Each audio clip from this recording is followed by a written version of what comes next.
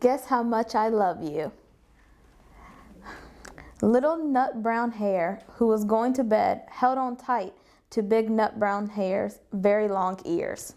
He wanted to be sure that Big Nut Brown Hare was listening. Guess how much I love you, he said.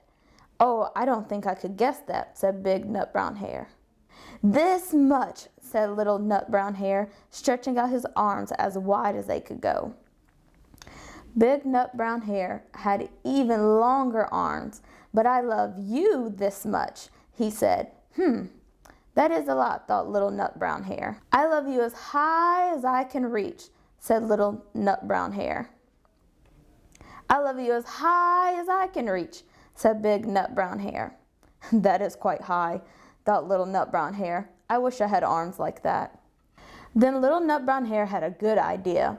He tumbled upside down and reached up in the tree trunk with his feet. I love you all the way up to my toes, he said. And I love you all the way up to your toes, said Big Nut Brown Hare, swinging him up over his head.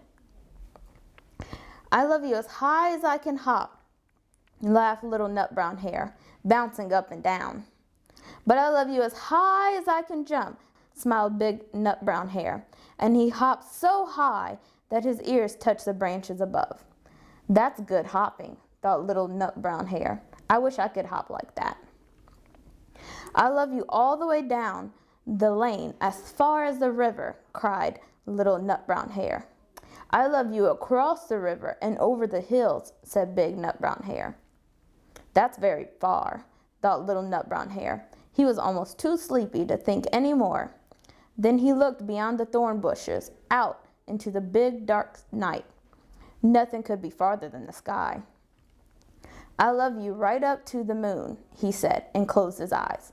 Oh, that's far, said Big Nut Brown Hare.